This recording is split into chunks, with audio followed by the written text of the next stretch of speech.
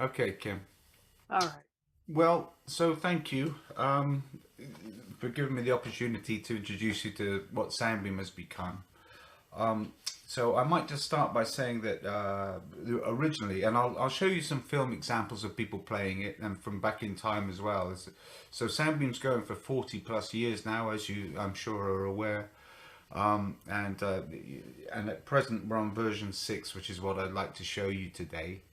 But the red sensors that you see either side of me here, these are ultrasonic sensors which are in the business of sending out high frequency ultrasonic pulses, and these will measure distance in real time. And it's with that measurement information that we translate that into MIDI, which is the digital musical language, which has been around for a few decades now, that we employ with this technology. So we've got the red ultrasonic sensors, and we call these the beams really, which is where sound beam gets its name. And over the years, we've also employed switches of various types. And so currently we've got these lovely things here, which you can use as a foot switch or a hand switch. And importantly, you can connect other switches to them. They've got a jack socket on the side here, so that if you're more comfortable with a Jelly Bean or a Big Mac or other types of switches, you can use those. But these are wireless, and you can have up to 8 of these with a system and a maximum of 4 beams. So I'm just before I turn the machine on, I'll just show you. Well, yeah. So this is the interface, which is a standalone system. So everything's in here. The sounds and films. I'm not sure if you're familiar with the idea of the films, but recently we've taken to incorporating films into the system. So the connections are these. We've got a power. We've just got the power coming in here with an on-off button.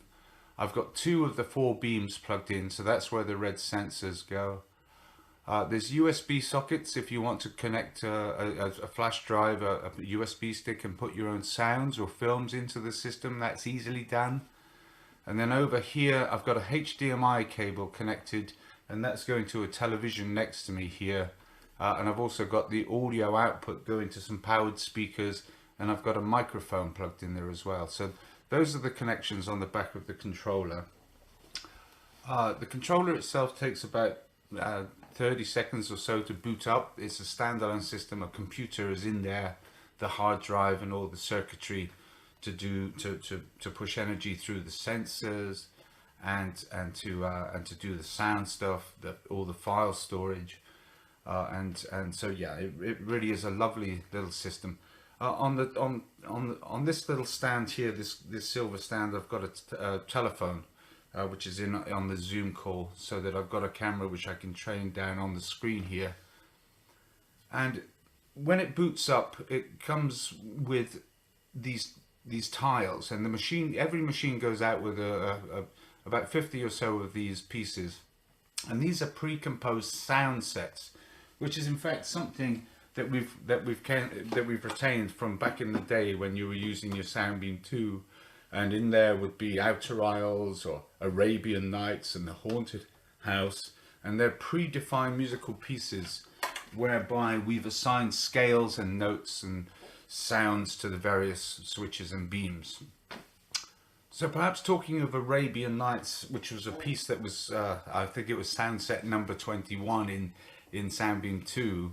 If I just click on Arabian Nights here, what we'll see here is a depiction of the 4 different beams and of the 8 different switches. If we look closely, we can actually see what notes we've got assigned to the beams. And we can see the range that we've got assigned for each of the beams. So those things are visible already. And of course we can see how many notes are in each beam. So as I move my hand through this beam,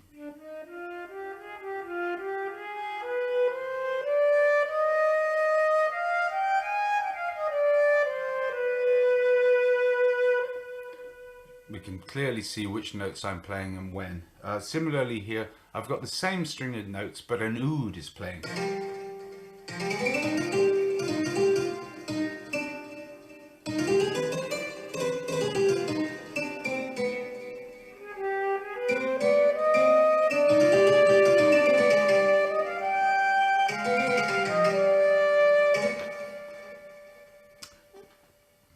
the switches are wireless, and in this instance I've got little percussive sounds assigned to these switches. But on switch 1 we'll have a backing track, but also a film that goes with that.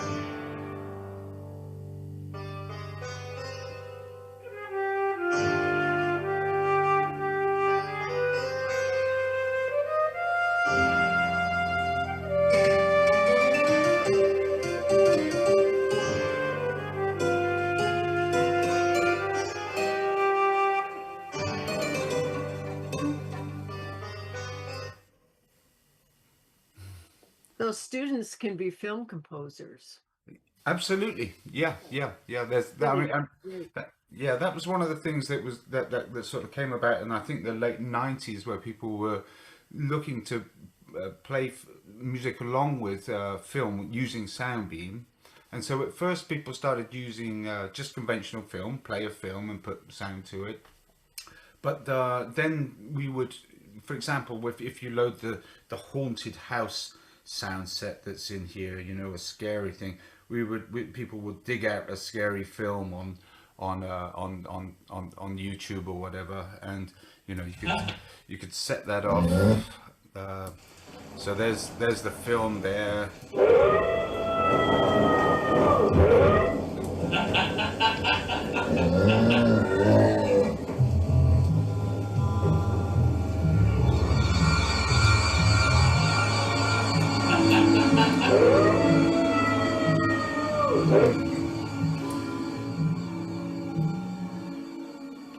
Yeah, so that sort of, that was something that we've incorporated into the system, thanks to people asking for it. Really, this idea of film, and if and Can I ask you another question?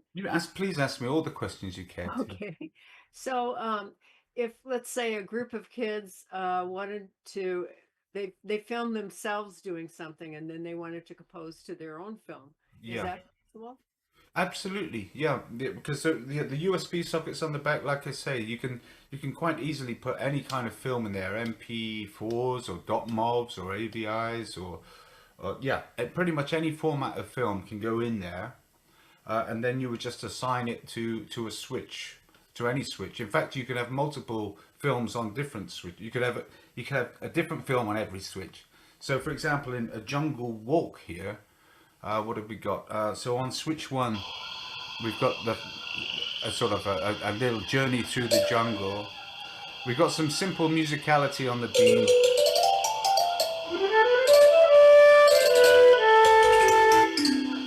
But on the switches, so here,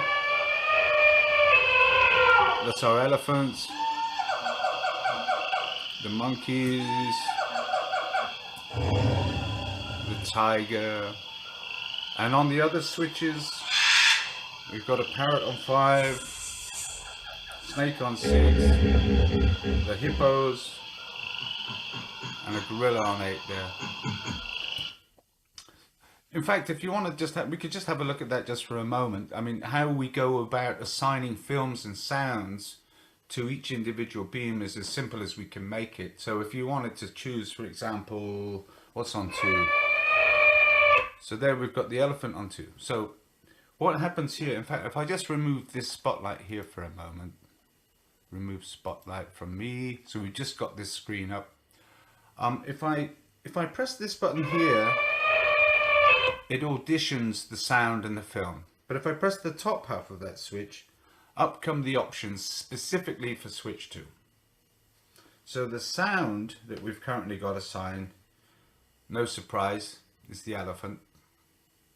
And there's hundreds of sounds in here, and we'll have a look at that in a bit. But the elephant will live in the sample folder, and it will be in a subfolder of nature. So there's all these sounds that we might have that are in there that we've defined to be associated with nature. Now let's just jump to the bottom here and look at the video options. So it's here that all the video files that are inside the machine will be readily available at the press of that button. So there's the film of the elephant.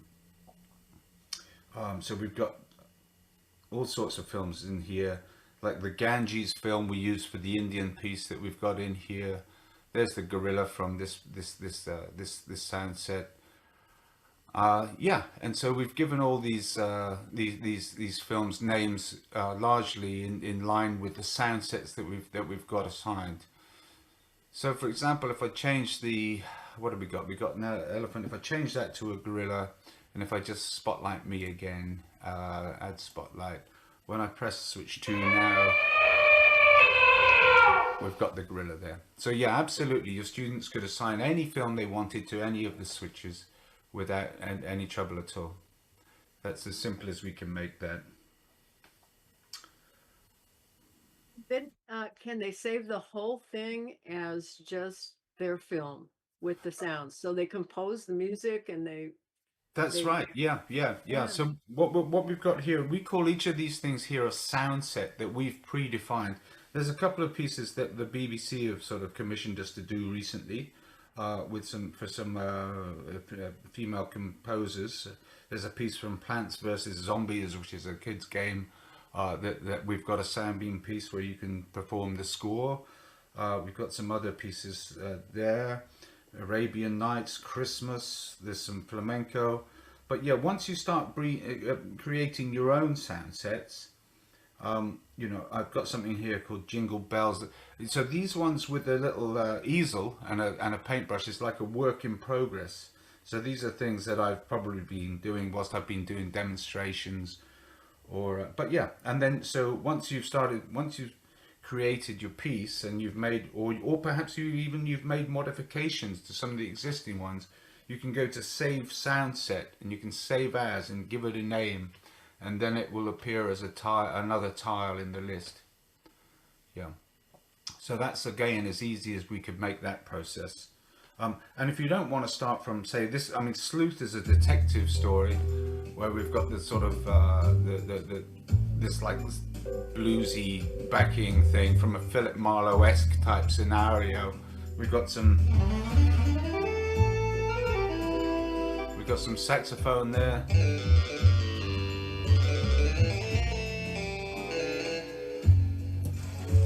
Some rain, a gunshot,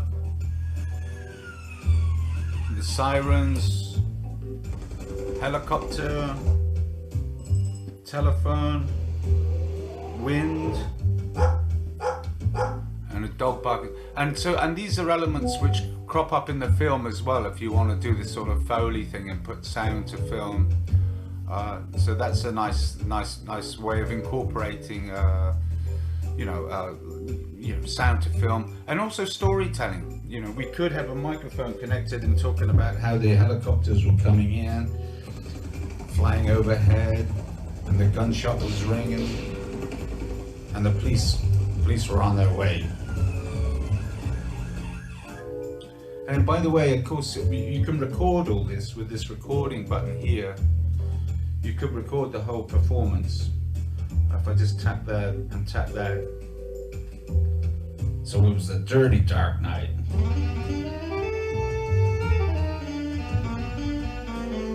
The rain was falling, and the gunshots were ringing out.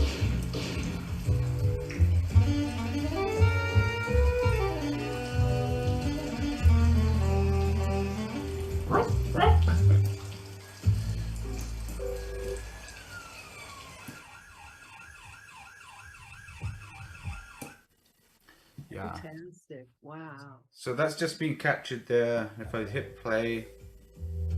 So it was a dirty, dark night.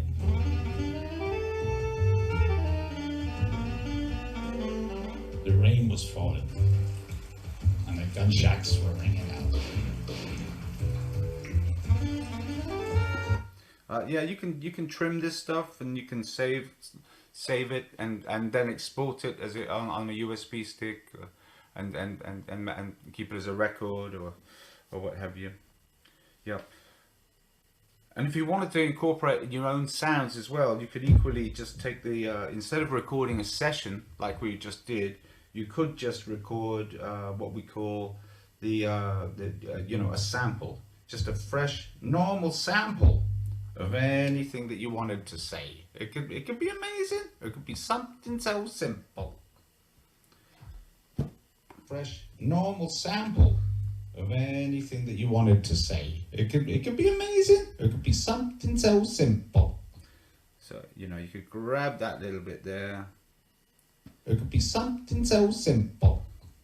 And you could save that as something so simple.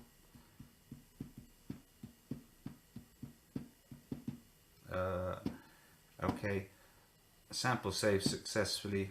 So now if you wanted to, say, put that on a switch, I could just tap the top of switch 2 here, go to sound, and instead of rain, if I go to S and go looking for something so simple, MNO, something so simple. It could be something so simple. It could be something so simple. Yeah, so yeah. So yeah, that's the recording features just shown to you there. Either recording a session or a sample, or both simultaneously. Yeah. Fantastic. Can I ask you a question about the switches? I'd love you to. Okay. Some individuals have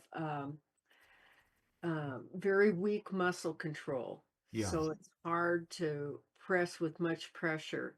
Yeah. Can that be controlled on those switches? Well, with these switches themselves, they do require some pressure to be applied Right.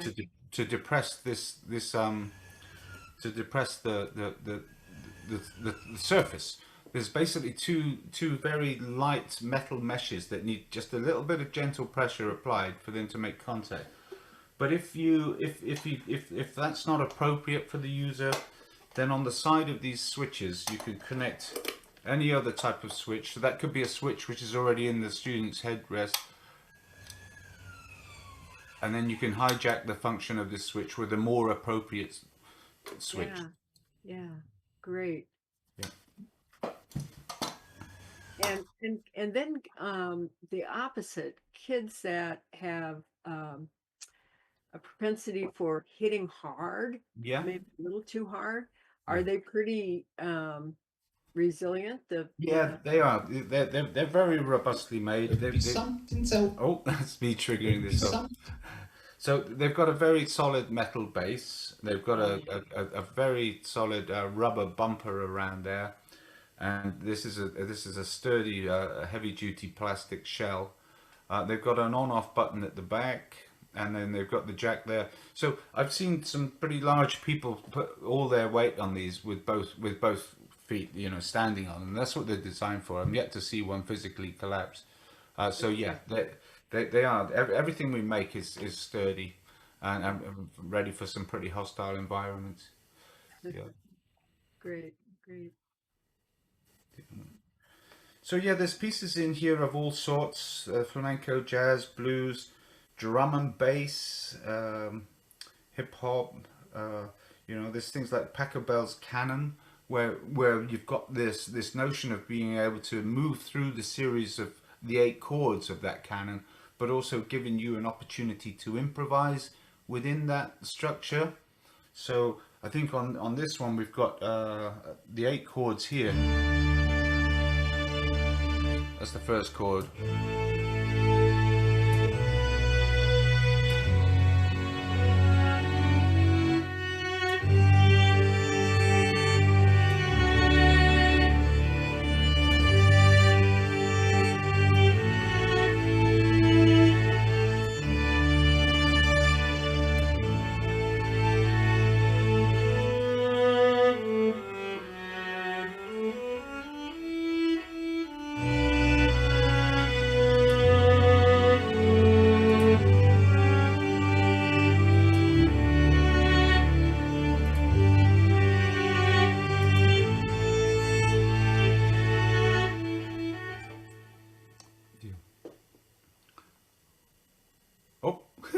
Sorry, I switched off my microphone.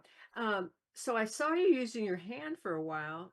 Yeah. And I heard cello, but then you stopped using your hand, and it sounded like a solo string instrument continued to play. Were you using your head? Yeah, that's right. Yeah, so I moved the beam and positioned it towards my head.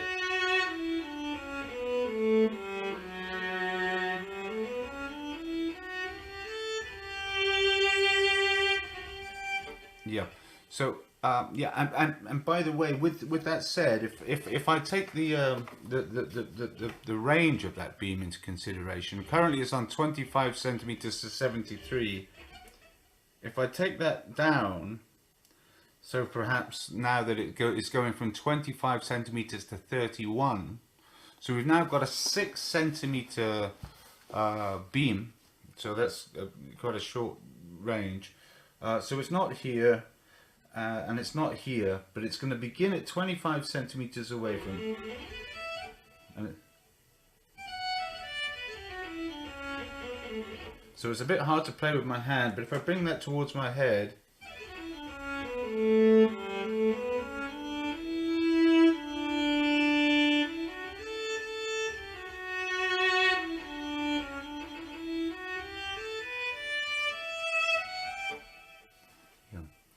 So maybe I can tell you about a student that particular feature worked so well for. Yeah. And this was a high school girl at the Viscardi School in Long Island for kids with physical disabilities. And she was on a ventilator and had no movement except for very weak movement in her right forefinger Mm. and her right eyebrow. But we knew that she was very musical because her mother was a professional gospel singer. And so the occupational therapist and I worked with her on the Soundbeam 2 and were able to position the beam on her right eyebrow, which is where she had the most strength and the most mobility. Okay. And after about, I don't know, I want to say 6 months, maybe longer, the occupational therapist was able to get her to play a chromatic scale almost with complete accuracy. She got Right. better as time went on. Yeah. And Yeah. what that did for her was it strengthened her eyebrow to the point where she could use another communication device that would allow her to type Wow. and to use an Cool. artificial voice. And it was her first opportunity to communicate with other people. And the thing that she did first was she wrote an email to the occupational therapist, and it took her 2 hours, and it said, "I love you." That's So beautiful. she got so good at this. Yeah. She was composing, Oh, and um, that's eventually fantastic. a newer sound beam was purchased with the ability to sample her mother's voice. Okay. Yeah. And she got to be so good that she could sing with her mother's voice using her eyebrow. That's And beautiful. you could just tell the joy that using the sound beam opened up her whole world. She could communicate with other people, she could type, and she could sing. Okay, So that's beautiful. that Yeah. that was one of the most powerful um, joyful moments of Mm, my mm, teaching career is working with this young lady and seeing her advance so quickly. And before that, the occupational therapist said it was so hard to motivate her to mm. get stronger with her finger and get stronger with her eyebrow. But Yeah. as soon as Yeah. Yeah. sound was attached to it, Oh. she couldn't wait. Hey, So if you don't mind, can I just show you a tiny bit of film? I I love delivered it. I Love delivered a sound beam to somebody down in Kent a few years ago actually, and they asked if I could maybe see how this young girl will get on. She has Battens disease, a seriously challenging disease. It's hard to imagine, but the body slowly shuts down and leaves you with very limited movement. Perhaps you know. But so if I could share my screen for a moment, I'll just get it set up. So I only had a few minutes with her, but we had this lovely little, we had a lovely little moment, and I was able to record that. So let me just set this up here.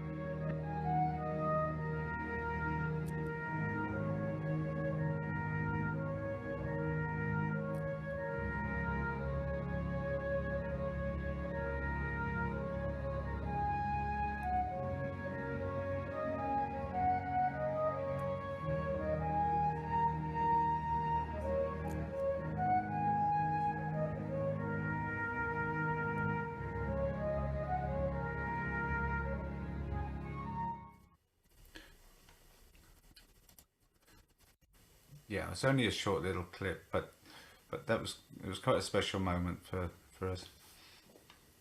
She got it. She totally got it. You could see how she was really thinking about Mm, mm, how far she opens up her eyes yeah, and what that does to the pitch.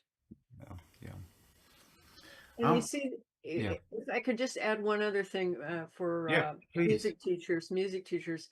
So sometimes it's so hard for us to figure out how to help a student who has that level of disability to be able to access our music curriculum. And too often, kids like the one that I worked with are parked in the back of the room and just watching people.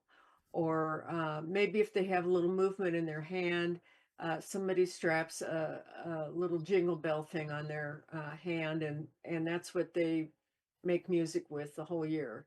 Mm-hmm. And nobody really wants to do that every day in music. They want to have the experiences that you were just showing us. Yeah. So, using an instrument like the sound beam um, may be one of the few opportunities for children with that level of disability to actually be um, engaged meaningfully in music.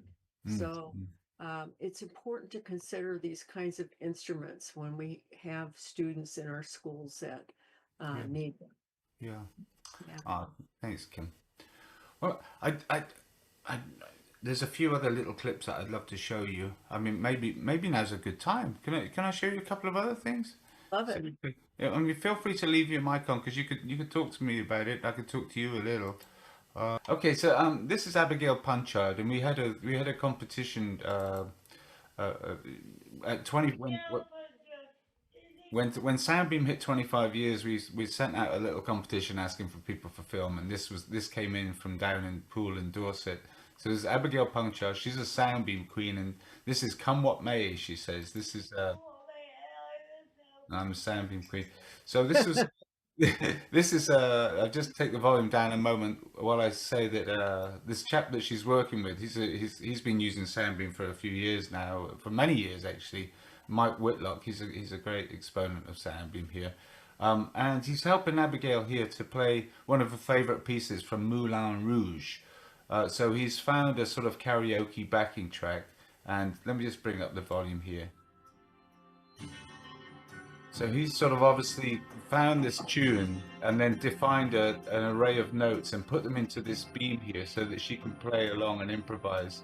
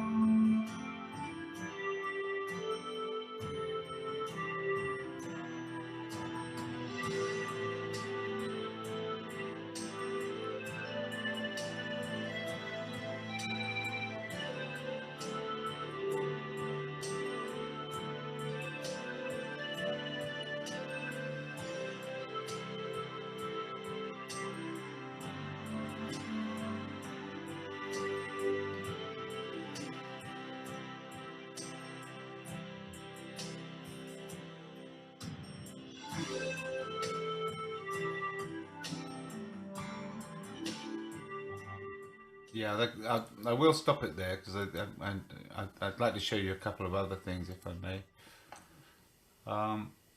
Yeah, it's fabulous. beam technique, we used to say. Yeah, it's really very lovely. So this is Mike again with three students this time. You can see a bit of collaboration here. I sent down this tune to them, asking them if they'd give it a go and sort of trial it as guinea pigs. It's an interesting piece called Crook Peak, which goes out with the machines. Yeah, and so beam one is complemented by switches 1 to 4. So he's got switch 1, 2, 3, and 4. So those switches work with the beam next to the chap on the right, and then the other 4 switches are over here with the chap on the left. Anyway, let's just give this a little listen if you want. It's a nice little example of some collaboration, turn taking, listening, sharing, communicating.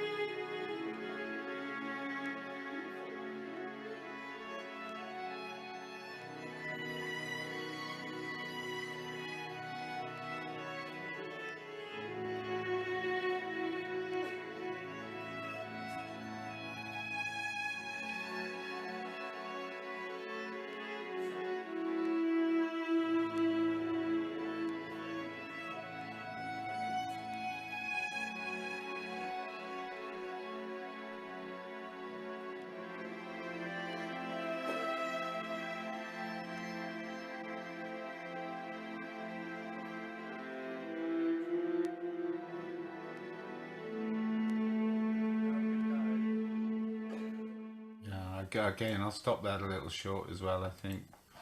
Um, yeah. Can I show you a little bit of this? This is an adult band from Italy. This is the orchestra Seas here, and they're performing this also Sprach Zarathustra. If I can just bring up the volume here. Got a bit of percussion going on here.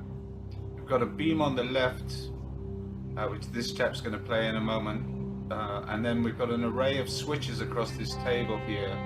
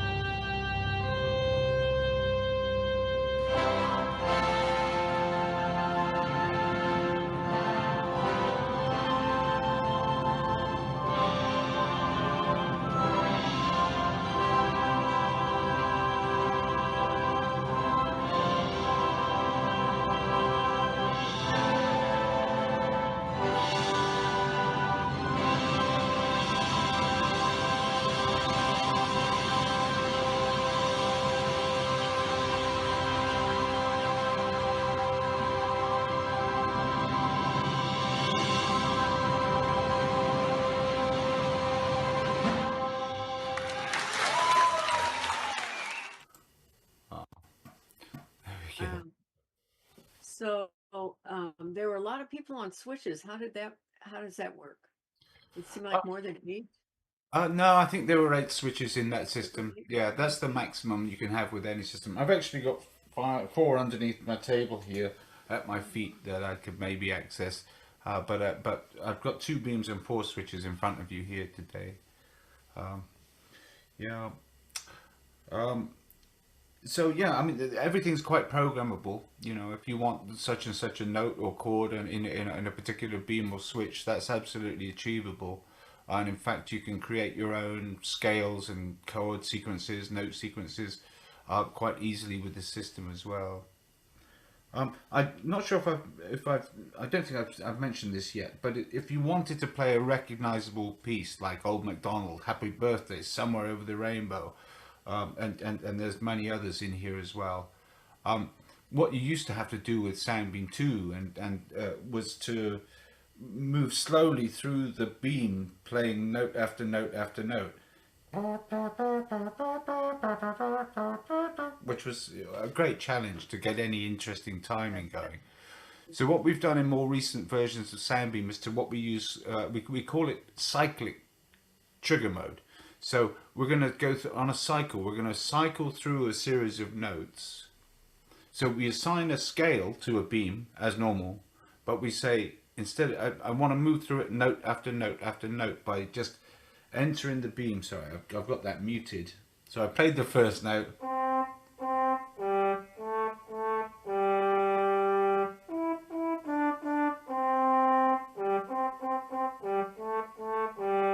So you can simply move through a series of notes. And then, of course, here, once you're in the business of being on Old MacDonald's farm, we'll put the different animals on the different switches. Or something like Over the Rainbow. Let me just translate that for music teachers, if I could. Yeah. So if you're working with students with intellectual disabilities, Down syndrome, and so forth, being able to keep your hand in one place but just moving it and the notes change is so much more accessible than it was when you had to find the note and arrange in the beam. So this is a whole new level of accessibility, I think. I'm seeing it. Exciting. And it can be part of a musical journey. So I mean, this is one of the more challenging pieces to play because we've got the chords, a chord sequence to Somewhere Over the Rainbow going across these 4 switches. Chords, the first 4 chords, then chords 5 to 8, 9 to 12, and so on. So what we give you is.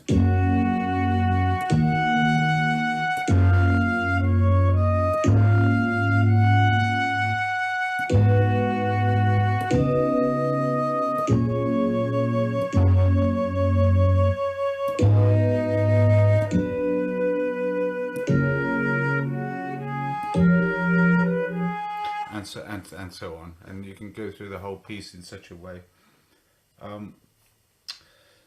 So, you know, a lot of these pieces are about improvisation, where we take a very simple and sparse backing track. So this is a piece called 2 Wooden Spoons.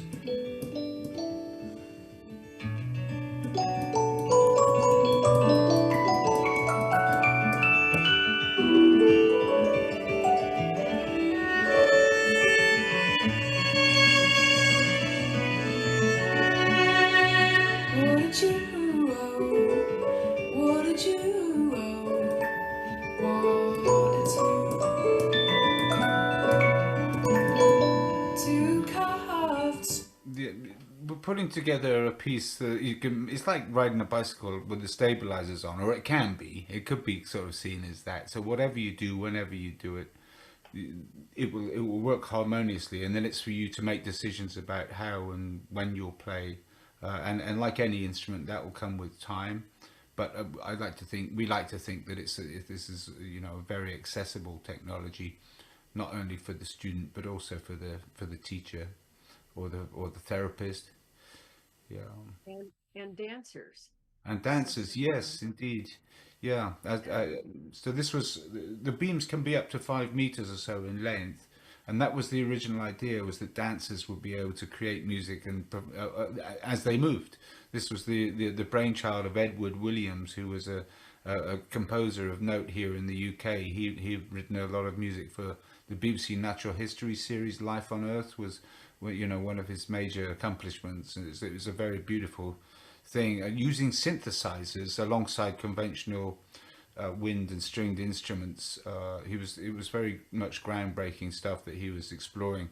And so yeah, he had Soundbeam built by some chaps at the Electronic Music Studio in Putney here in London. Or they're in London, I'm in Bristol here, which is where I met Edward, who's no longer with us, and neither is his wife Judy, and they were both the sort of the energy and the passion and the brains behind Soundbeam in so many ways. It was their it was Judy's nephew Tim, as I think as you know, Tim Swingler, who took Soundbeam on the road in the early days, and sort of got it seen by a lot of special schools here in the UK especially, which is and that's where it's found its home in sort of in special education.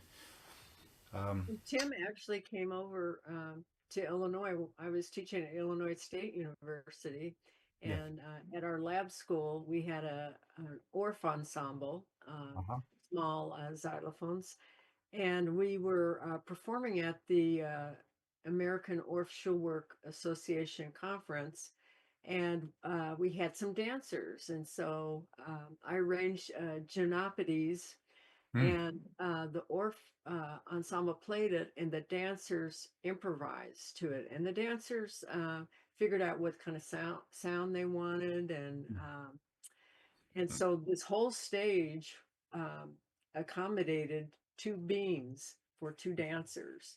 So we had quite a bit of space to actually move in. I could maybe dig out a little bit of film of some dance. Would you like to see a little bit? Yeah, sure. Okay, let me see if I can do this a bit smoother this time. So just jump onto YouTube. There may be an advert involved. As you search for it, let me just make a little comment to our U.S. Music teachers. Sure. Yes, please. So our law in the U.S., our special ed law, says that if in the Students IEP, Individual Education Plan, is written that in order to access the curriculum, the student needs a sound beam to be able to participate and to meet the standards. And so you need to get this written into the student's IEP, and it has to be provided. And the law says cost is not a factor. So it's going to depend on you, music teachers, to be able to talk to your special ed team and show them this video, or there's tons of Soundbeam videos on YouTube. Here we go. Show them how it would make a difference for that particular student, particularly students who are not very motivated in physical and occupational therapy to work on building their muscles and being able to work on movement. So get it written into the IEP, and it needs to be provided. Yeah. Okay. Thanks for that. Okay, here's a little compilation of Soundbeam.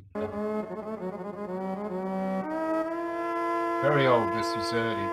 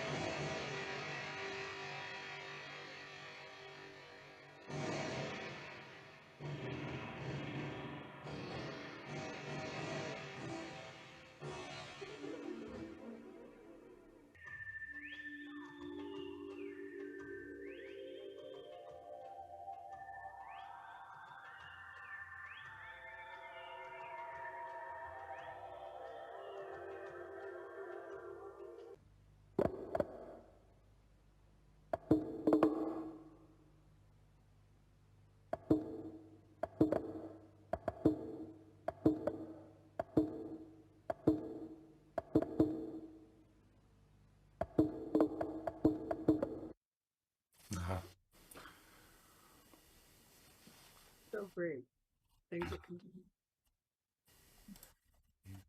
Yeah, so like you say, we've got a on YouTube there. There's if you search for Soundbeam Films, we've got a playlist there, and we keep finding things that people post from all over the world and just drag it into the playlist. So you'll see stuff that we've posted, that others have posted, groups, elderly, young, all sorts. It's wonderful. It's always lovely to see what people are posting up there and online and social medias as well. We try and sort of repost things as they come in, and we use Soundbeam UK as our sort of hashtag for Instagram and Facebook, if that's something of interest.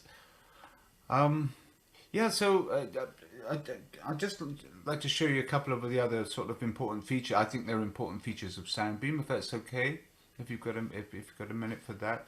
So I'll just tuck us away here, and maybe I could even hide that.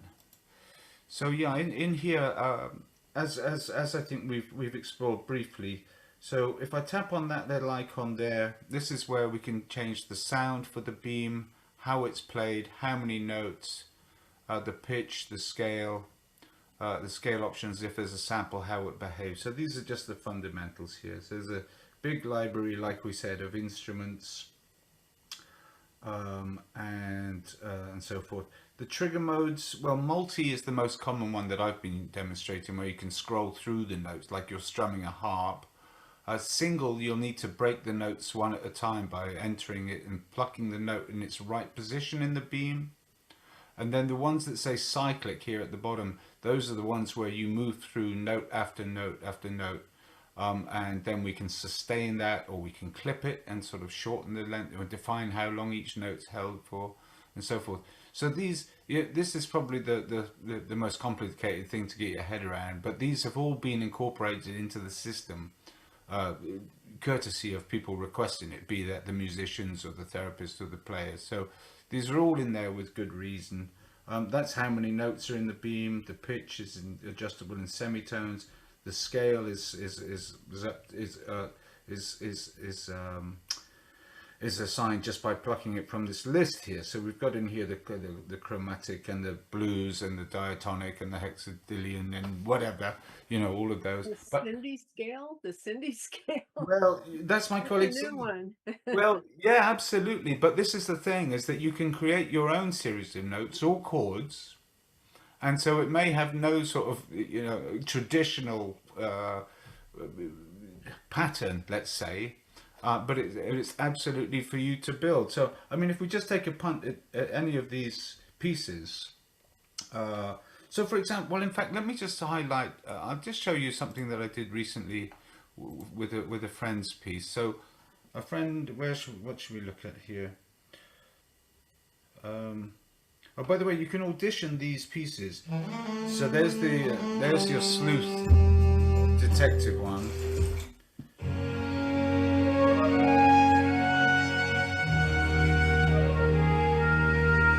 There's Shanghai. Have you come across Galen Lee by any chance? Are you familiar with her?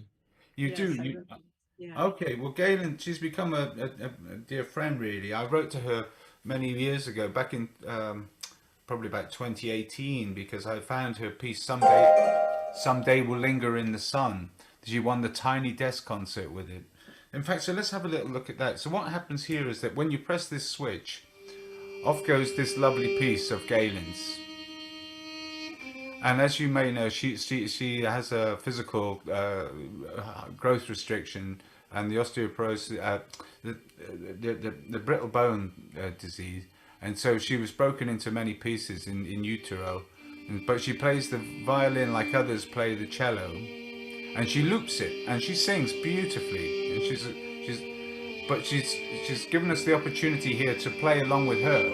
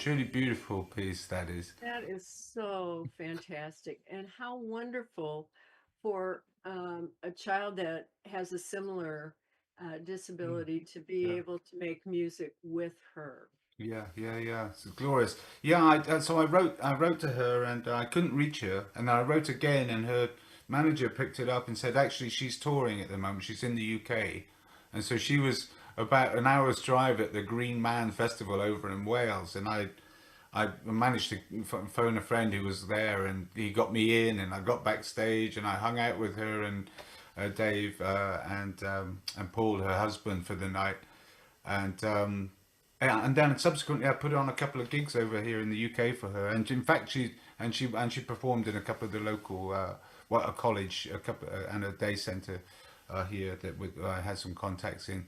So yeah, yeah, she's a fantastic woman and a great wow, I love her.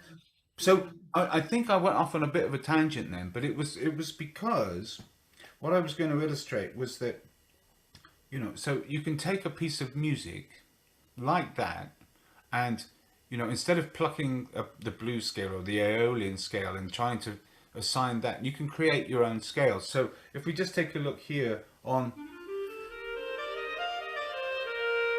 so I've created a scale and I've called it Galen Melody, you see.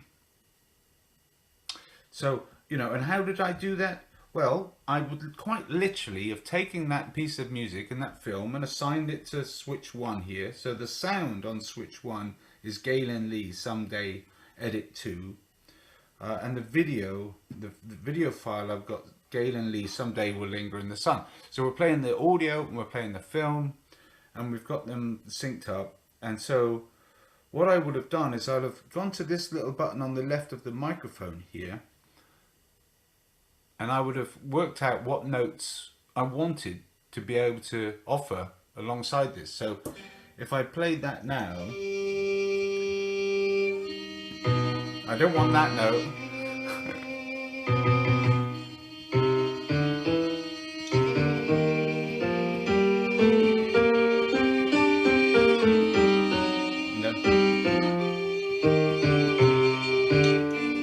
So something like that. So when I'm ready, I just prime.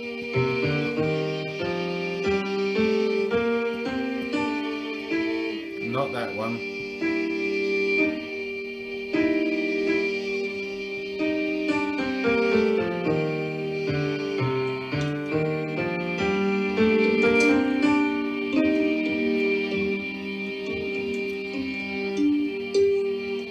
So what I could do here is if I wanted that string of notes, I would save that scale, and I could call it Galen, and let's call it, I'll just call it Galen's 10 and say OK to that. So the note sequence saved successfully, and now that just lives alongside all the other note sequences inside the machine. So on this beam here, if I go to find the scale, which is Galen's 10, and if I have 10 notes there, then I've got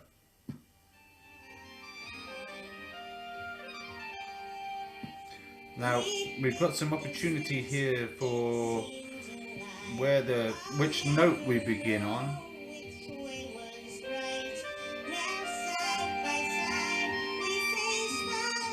I might take it down an octave, so that's 12 steps.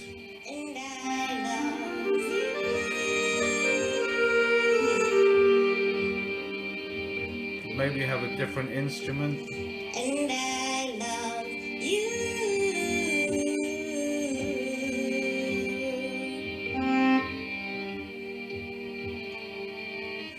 We walked the train and back again. It was the most scared I've ever been. Hey, and by the way, if I wanted to adjust the audio levels here, is we got ourselves a little mixing desk. So this is as simple as we could make it. We've got the volume control for each of these different beams, the 4 beams and the 8 switches. So I could take the backing track down.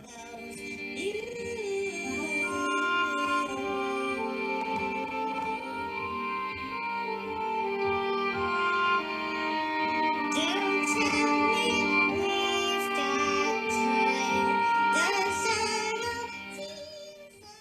So yeah, we've got the volume for each individual beam and switch. We can apply effects, and we offer reverb, echo. What else have we got? If I press and hold that, we've got distortion, chorus, and flanger. So you can apply 2 different effects to any beam and switch.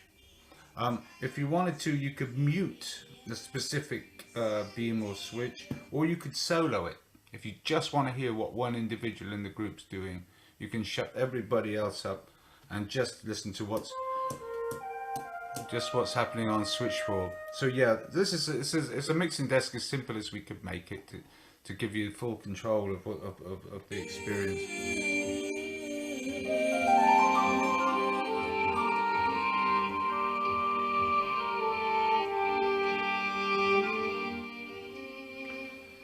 Yeah. So yeah, that's the mixer, and that's the scale builder there. We do give you the opportunity to build chord sequences as well. So there's a little button there which says switch to piano mode or switch to chord mode. So in here, you could. Let me just stop Galen a minute. Thank you, Galen.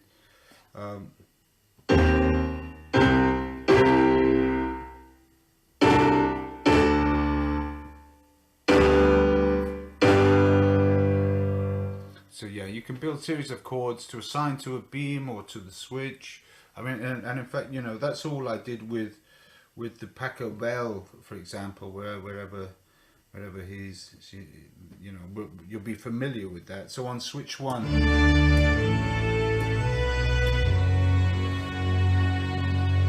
so if we look at switch 1, the scale I've got assigned there is called Pachelbel Canon. And in fact, if we drop in here to this scale builder and we could go load sequence, we could have a look at Pachelbel's Canon.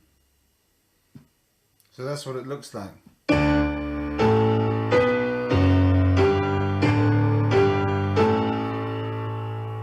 So I will have just programmed in those chords, saved the note sequence or chord sequence, and then assigned it to that switch.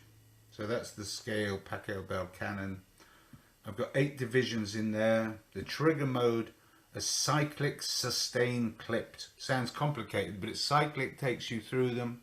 Sustain means that it will hold until you clip it. That's sorry, I just pressed that button accidentally. But yeah, the clip time is how long that chord's going to be held for, and that's adjustable. Yeah.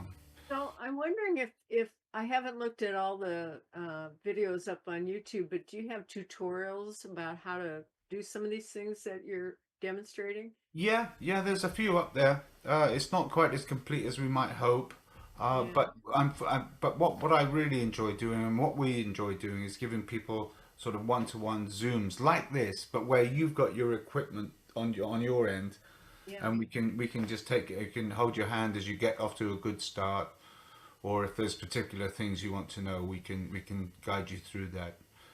We sort of offer, we do charge a little bit if you want an hour, 2 or 3 hour training session, but if you just want a session to get yourselves off to a good start, that comes free with the system, and that usually takes about 90 minutes or so. Sure. And US teachers, in addition to getting this piece of equipment as assistive technology, assistive technology law says that if you need training and if the student needs training, it also pays for that. Okay. So you would be able to, through federal government money, not through your music budget, would cover the cost of getting your private lessons. So that's fantastic. Yeah. Well, it's a large part of what we do now. I mean, of course, we continue to develop the equipment, but I think we've landed on something really sweet here in this platform of having a solid little standalone system. So you don't need a computer, an iPad, or anything. You just need some nice speakers that you can plug into it. If you want to use the visuals, and that's not as essential, but if you want to incorporate the films, then just a HDMI compatible screen. The beams usually go on a conventional microphone boom stand, you know, like this. That's what's happening there, and with that you can position it in any way you want, you know, from above or the side or from below, or and just to, because that's kind of key really, is the adjustment of the range of the beam and its position to accommodate whatever movement somebody has. So yeah, that's the kit really: switches, beams, controller, microphone if you want to make recordings, and we bundle all these things in and ship it all over the world regularly.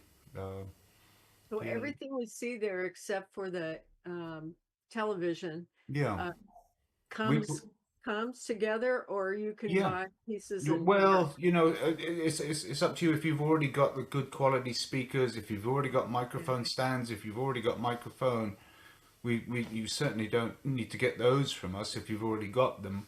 But yeah, this is what we're looking at here is what we call a Soundbeam group kit. And if you wanted the 4 beams and the 8 switches, that's what we call a big band kit. Okay. Yeah. But we don't supply any other types of switches. We just assume that you might have them, but you may need little adapters just to convert the plugs Yeah. that you have with your switches Yeah. into the ones that work with ours. So, but they're you know, there's just a few dollars. Yeah. Yeah. This has been so fantastic. Okay, Really that's very kind. Well, it's I'm truly grateful for you taking the time to meet up. I was keen to meet you and to show you this because well, I just I know that you've had some great experience with Soundbeam over the years. That I heard that clearly in your conversation with Jim Frankel on the podcast. So that yeah. was, yeah, and It's, Tim spoke highly of you. yeah. Um, He's a good guy. yeah. But things have changed so much since Soundbeam 2. You know, I just wish I could go back in time and work with that same student, and Mm, mm, I mean, she would just be so excited about this. mm. Oh, So thank you so much. And now thank you, Kim. I guess if anybody has questions, will we be able to put up our emails Yeah, or anything sure. like that? I can do that. Yeah, right here across this screen that at the end of the film. Why not? We could do So that. you're seeing our emails right now, and don't Yeah. hesitate to contact us. Yeah. Yeah, let's do that. Okay, Kim. Thank you Well, so much. yeah, no, wonderful. Okay, and yeah, I'm truly grateful. It's been a pleasure to catch up with you. Okay. Okay. Thank you, Thanks. Kim. All the Uh-huh. best. Bye bye.